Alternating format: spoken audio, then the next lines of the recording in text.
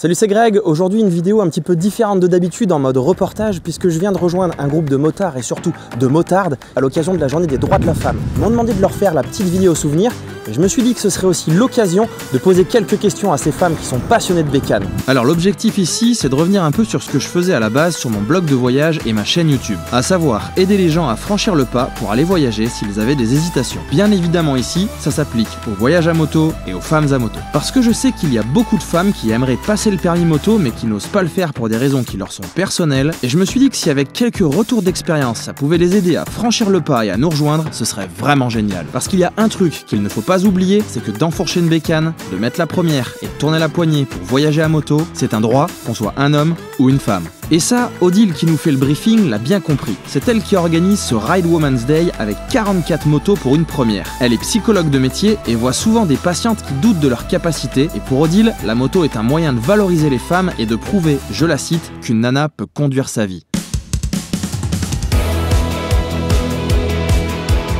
Nous démarrons ce parcours qui nous fera traverser un des endroits les plus touristiques et visités de la Drôme, les Baronnies provençales, jusqu'au pied du Mont Ventoux. Le Soleil avait visiblement envie de célébrer avec nous cette journée des droits des femmes, puisqu'il était également de la partie, et en plus de l'organisation millimétrée d'Odile, il a participé à la réussite de cet événement.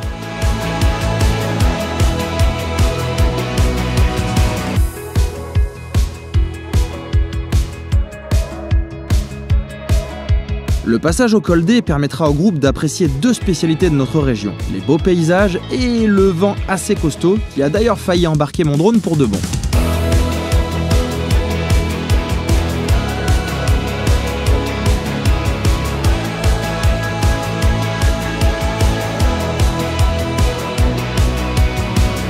La redescente est splendide et même si la saison n'offre pas encore les meilleures couleurs, ces successions d'oliviers et de décors sont toujours un environnement parfait pour enrouler les virages.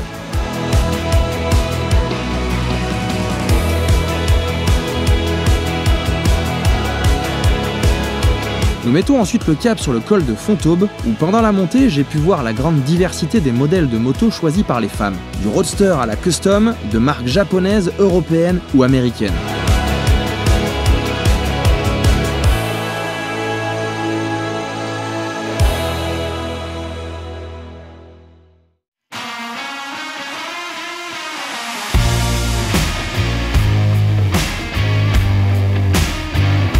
Au sommet, la pause café nous attend avec une vue droit sur le Mont Ventoux et ses pentes encore légèrement parsemées de neige.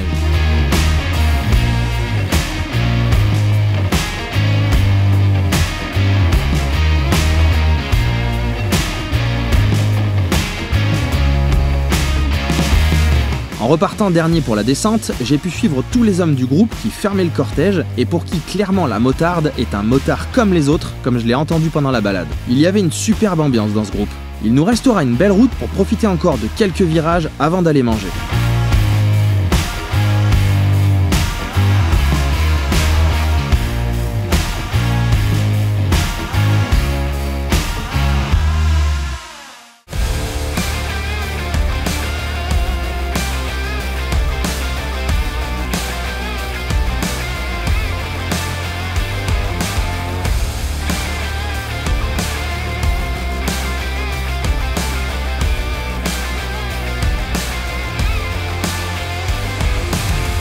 Nous terminerons à Grignan où un food truck nous attend pour calmer la faim de tout le monde. Encore bravo à Odile pour l'organisation de cet événement parce qu'orchestrer tout ça pour presque 50 bécanes, c'est un travail vraiment conséquent.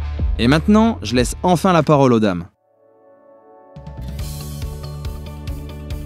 Alors la moto, moi c'était un rêve vraiment de petite fille, on va dire. C'était vraiment de nous dire la liberté, le loisir, le plaisir. J'ai passé mon permis en 1979. J'ai toujours voulu une moto depuis que je suis haute comme ça. Moi je suis venue à la moto, alors ça c'est un peu une histoire d'amour. Je crois que le premier manège que j'ai fait, je devais avoir 3 ans et je suis montée sur une moto. Parce que c'est synonyme de liberté en fait. J'en fais depuis 32 ans, mon permis. Au début pas beaucoup de femmes. La moto c'est mon papa et mon frère. Des grands motards. Du coup, à 9 ans, j'avais déjà une petite 50 Malaguti. Dès que j'ai eu l'âge, j'ai passé le permis. Moi, je suis restée passagère sur 3-4 sorties moto. où je me suis terriblement ennuyée. Très rapidement, j'ai pris l'option d'essayer de passer mon permis. Moi, je voulais rouler en Harley, quoi. J'ai malheureusement pas pu le passer très jeune, en fait. J'ai passé à l'âge de 40 ans et ça fait maintenant 5 ans que je suis motarde. Je suis fille d'un motard des années 60. Je suis tombée dedans quand j'étais petite. Après m'être séparée, puis en ayant connu quelqu'un qui était motard, et du coup ça m'a donné envie. J'ai été très jeune, j'ai été passagère. Il y a 3-4 ans, j'ai eu envie de sauter le pas. J'ai craqué sur une moto et je me suis dit tiens, c'est elle qu'il me faut. La vie a fait qu'il a fallu élever les enfants et puis il y a un moment donné où j'ai dit à Hervé, il faut passer à la vitesse supérieure. C'est le plaisir de rouler, la liberté, les paysages, parce qu'en fait je trouve qu'on les voit mieux en moto qu'en voiture. 30 ans de moto, avec quand même un petit break, parce que on a des enfants. En tant que maman, j'ai fait un petit break et là j'ai repris il n'y a pas très longtemps. C'est vrai qu'on ne prend jamais la voiture pour dire on va rouler, alors qu'on prend la moto pour aller nulle part, mais parce que ça nous mène partout, quoi. Alors moi j'aime bien la moto quand on va dans des beaux paysages, et du coup comme je suis derrière, j'ai une vue imprenable. J'ai pas besoin de me concentrer sur la route, ça me permet une liberté totale pour moi. Ma première moto est toujours celle d'aujourd'hui en fait, puisque je roule en Ducati Monster 696. Le choix, évidemment, Ducati, le bruit, la petite particularité en fait. C'était une Indian Scout 60. Depuis, j'ai eu aussi un trail, je suis passée sur un trail, et puis maintenant j'ai aussi une 1800. Une Ténéré, une 600 Ténéré la première. La jaune et la bleue là, à l'époque. Et là j'ai une BM, une F800R. La BM, j'avais jamais pris de BM pour essayer. Ce fut une 500 Kawa au tout début des années 80. Je suis passée de 500 à 600, à 550, 650, 900 et je suis revenue à mes premières amours. J'ai une petite 500 Honda qui me va bien, qui manque un peu de puissance, mais bon. À 9 ans, on n'avait pas vraiment le droit de rouler sur la route, mais on allait un peu dans les bois, tout ça, avec mon père et mon frère. Mais la toute première, après mon permis, j'ai pris un 350 XT qui démarrait au kick et que j'arrivais jamais à démarrer. C'était horrible. Du coup, après, j'ai pris un Dominator. Et aujourd'hui, j'ai une 675 Street Triple. On a eu une 125. Mais tous les potes qui étaient avec nous nous ont dit écoutez, vous êtes bien sympa mais ça rame un peu. Donc, il y a 3 ans et demi, j'ai passé le permis A2. J'ai eu des difficultés au départ parce que je suis tombée sur un formateur qui n'était pas très sympathique, qui m'a dit que je l'aurais jamais et que j'étais trop vieille. Et puis finalement, je l'ai eu sans problème. Toi c'est Indian, hein. Moi c'est Harley, mais dans le même esprit. C'était un Yamaha 500 spécial. Les gens qui passaient le permis à l'époque, le passer là-dessus. Et de là, je ne me suis plus arrêtée. Et aujourd'hui, j'ai un 650Z de chez Kawa qui va très bien, qui est toujours fait aussi pour ma bourse, c'est-à-dire pas très cher, mais qui offre une maniabilité et des sensations sympathiques. Le loisir, le plaisir, l'autonomie en fait, et c'est partir sur les routes et s'évader surtout, quoi. Ça c'est le pied. Quand je suis sur la moto, tu as l'impression qu'il n'y a plus rien qui peut t'arriver, tu penses plus à rien, c'est une véritable thérapie pour moi. La balade, voilà, il n'y a pas du tout de performance, de vitesse, c'est rouler en groupe, c'est le partage. Toute cette liberté que l'on a, le fait de pouvoir aller n'importe où, de se poser n'importe où, les paysages, les odeurs aussi. J'aime la liberté que ça représente. J'aime l'esprit motard. La moto, on est une grande famille quand même, il y a beaucoup de solidarité. Après, l'esprit de liberté, les sorties moto, se retrouver comme ça. Mais surtout l'esprit motard. Voilà, je trouve que les gens tout le monde est sympa, on s'entraide. On est quoi? On dit comment? Une communauté, je sais pas, si on peut appeler ça comme ça. Et là, le pilotage aussi. La liberté, c'est un peu bateau comme réponse, mais c'est ça, c'est complètement ça. Et on est seul, mais on est un groupe à la fois. Faire ce genre de journée, c'est solliciter un peu les femmes pour leur faire confiance dans ce qu'elles sont et les valoriser, comme quoi on peut conduire sa vie sans être forcément derrière un bonhomme, seul. Et la moto, c'est beaucoup de liberté, beaucoup d'indépendance. C'est le plaisir de se retrouver toute seule et puis manger les kilomètres en regardant le paysage sans se prendre la tête et c'est génial. C'est vraiment des sensations incroyables. Lancez-vous les filles, c'est que du bonheur. Il y a une vie avant la moto et il y a une vie après. Et franchement, il ne faut pas hésiter. Ça ouvre des portes sur tellement de choses.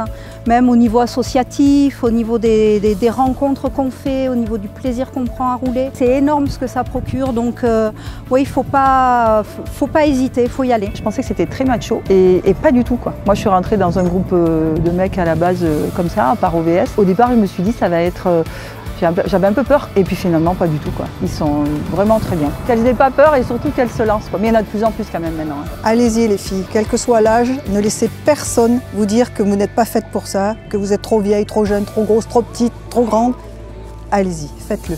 Foncez, foncez, foncez. Allez-y, croyez en vous. Allez-y. Faut pas douter, quoi, il faut y aller. Hein. Moi j'avais 33 ans et 2 enfants à charge. Aujourd'hui, j'ai encore un enfant à charge qui vient sur la moto, qui me suit partout. Faut oser, faut juste se lancer une fois et après c'est impossible de se passer de tout ça. Quel que soit le nombre d'essais, on réussit toujours son permis, quoi. À un moment donné, je veux dire, certaines mettent 3, 4 fois, mais on l'a son permis de toute façon dès lors qu'il y a un entraînement, une volonté surtout. Il n'y a aucune raison, je dirais, après qu'on l'ait du premier coup, peu importe. Le tout c'est de l'avoir et une fois que c'est validé, bah, après c'est pur bonheur, quoi. C'est pur bonheur et c'est, comme dit Odile, c'est conduire cette machine plus ou moins grosse, plus ou moins performante, plus ou moins... Chacune a ses motivations. Un permis, ça se réussit, quoi. Sans problème. Bien sûr, et puis d'avoir ce projet-là au niveau psychologique, puisque c'est aussi ma formation, c'est une façon de se valoriser et de dire qu'on est dans les capacités de réussir ce qu'on entreprend. Puis moi, je reste persuadée que quand on veut, on peut réussir. Et comme dit Romy, en y mettant le temps qu'il faut, ça n'a aucune espèce d'importance. Le résultat est incroyable, quoi. J'espère que cette vidéo différente de d'habitude vous a plu et surtout qu'elle sera utile à toutes celles qui hésitent encore à passer le permis. Pensez à vous abonner car la saison va bientôt démarrer très fort et on se retrouve dans la prochaine vidéo.